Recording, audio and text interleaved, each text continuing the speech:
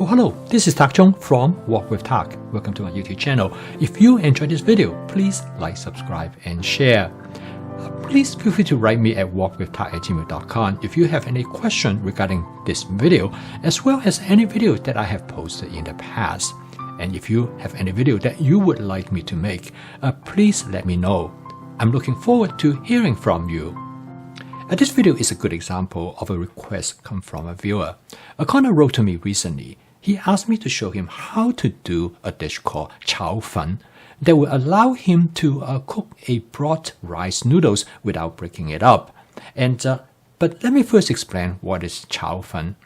This type of rice noodles very popular in southern part of China, which has a broad noodles instead of the narrow noodle form. And it's very popular in a particular Chow Fun called beef Chow Fun.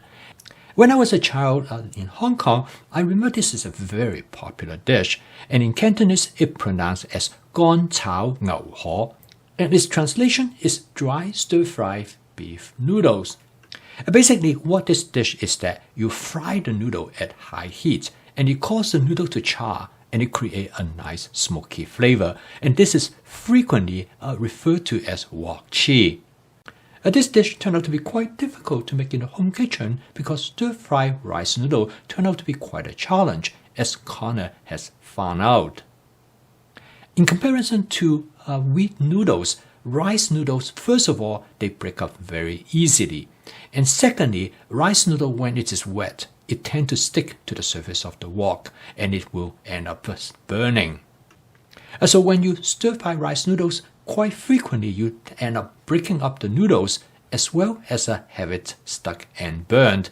And a lot of time, the outcome is really messy. I loved this dish when I was a child growing up in Hong Kong, but I have not tried to make it myself because I know how difficult it is to stir-fry rice noodles.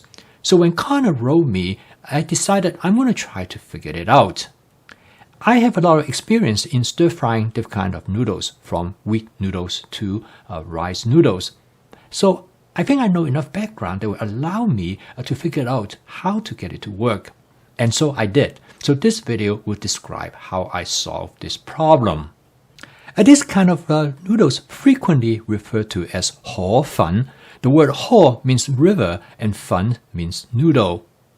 And frequently they also refer to as Sa Ho Fun. The word Sa could mean sand or small pebble. So this type of noodle is referred to that the rice has been ground through a stone grinder. Like almost any noodles, it comes in a dry form. So the first thing I need to do is to boil the noodle. And I boil the noodle in my Cuisinart 14-inch stainless steel wok. And this is perfect for boiling all kinds of noodles. At the back of the package, it comes with instructions of how to boil the noodles. And it recommends only boil it for 1 to 2 minutes. That definitely is not long enough under the situation I am in. I find that in my case, I need to boil the noodles for about 5 minutes. I find that most of the time the instructions serve a good guide, but they do not always apply to the individual situation that I find myself in, because I will be using different type of cooking utensil, as well as the temperature of my boiling water might be quite different from what might be done in the factory. So each time when I try out some new food ingredients, I will look at the guidance provided by the package or by the manufacturer, and I will make modifications accordingly.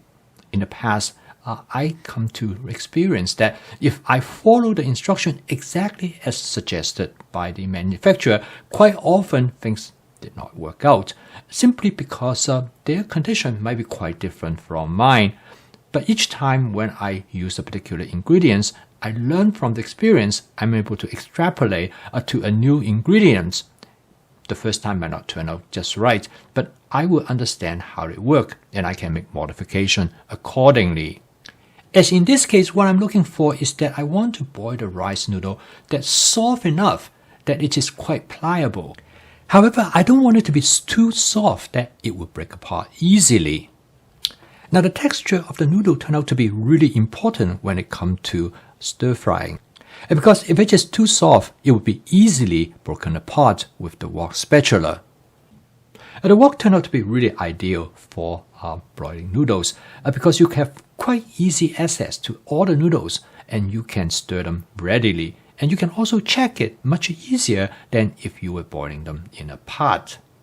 As I was heating up the water on the stove, I prepared a large bowl of water. I used a plastic colander, which is extremely handy to have because I can transfer the noodle directly to the bowl of cold water. This will stop the noodle from continuing cooking. And then I can lift the colander and empty the water.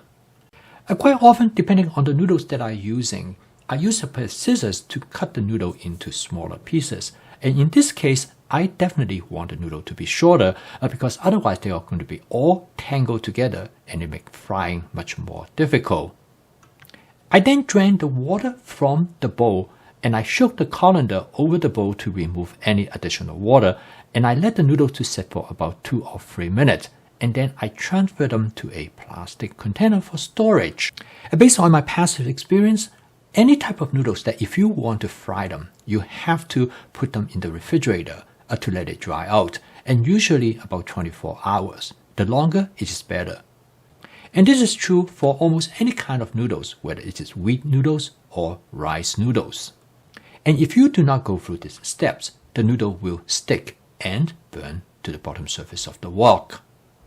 I have let these noodles to stay in the refrigerator for about 48 hours before I'm going to use them in my stir-fry dish. Now, the first thing you will notice that as soon as you take the noodle out of the refrigerator is that they all stuck together. Because after you boil the noodles, the surface of noodles is covered with starch, and this starch tends to stick to each other. In the case of wheat noodles, I usually do not have any problem to use a pair of tongs to tear them apart. But when it comes to rice noodles, there's a huge challenge because rice noodles are far more pliable than wheat noodles.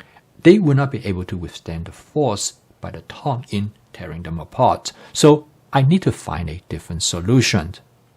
And the best way to separate them is to warm them up because when you warm them, the starch tends to loosen and it's much easier for you to separate them. And so I warm them up in a microwave oven for about 90 seconds. I do not warm them up too much, just enough that I will be able to separate them. As you can see that it separates them much better after I have warmed them in the microwave oven. Totally, I warmed them up for about 90 seconds. I did 30 seconds at a time. I tear some of it apart, and then I warm it up again for another 30 seconds. And usually by about 90 seconds, most of them are separated quite well. I'm going to fry them in my Cuisinart 14-inch stainless steel wok. I use my spot sealing method to create a non-stick cook surface in the stainless steel wok. And I start with 2 tablespoons of canola oil. I let the oil to heat up until it reaches its smoking point, and then I turn off the heat and I let it to smoke gently for another 15 seconds before I add the noodles to the wok. Here I want to demonstrate to you how important it is that the noodles should be broken up as much as possible. Because as you notice here, some of the noodles were still stuck together and the tong really did not do a good job in separating them. As you can see, when I try to separate them with the tong, I start to break the noodle apart.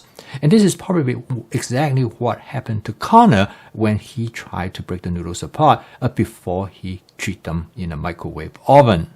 So what I should have done is that I should put this chunk of noodle back into a bowl and put it in the microwave and warm them up a little bit more and then gently tease them apart before I put them back into the wok. So my advice is that when you do this, make sure you have all the noodles separated out as much as possible before you add them to the wok. As you can see here, the heat of the wok indeed have separated the noodles, but by using the tong the way that I have tried to separate them, I end up breaking up some of the noodles.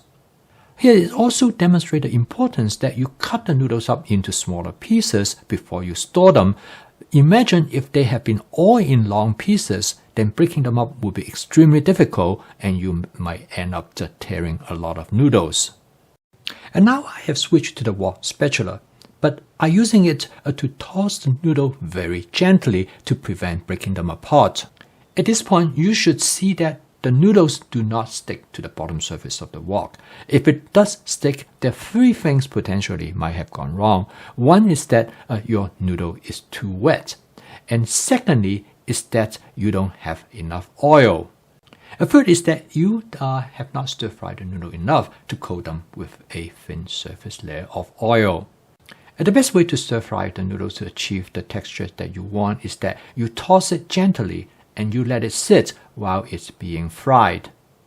You can fry it longer, depend on how much you want the noodle to be charred. In this case, there are very little sticking of the noodles to the surface of the wok, and if there is any, you can use the wok spatula like a scraper to detach them. And the best way to serve this noodle is to set them aside and then stir fry whatever ingredients that you add to it, and then you combine them at the end. This will allow you to maintain the crispy texture of the noodles, otherwise they will become soggy. Here's a demonstration that I create a stir-fried beef vegetable dish with this noodle, and I add the vegetable and beef on top of the noodles, and I use a pair of chopsticks to mix everything up. And then at the end, I garnish the dish with a touch of scallions. This makes a great meal. As you can see here, once you figure out how to create the Chow Fun, you can use it in many different applications. And this is the essence of my fast cooking system. By creating templates, you can create different variations in different types of dishes to increase your repertoire. It not only make your menu more diverse, but also make it more fun to cook. I post a video each day to help you to make home cooking as part of your daily routine using my fast cooking system. So if you'd like to learn more about this cooking system, please subscribe to this YouTube channel. So keep on cooking. I will see you tomorrow.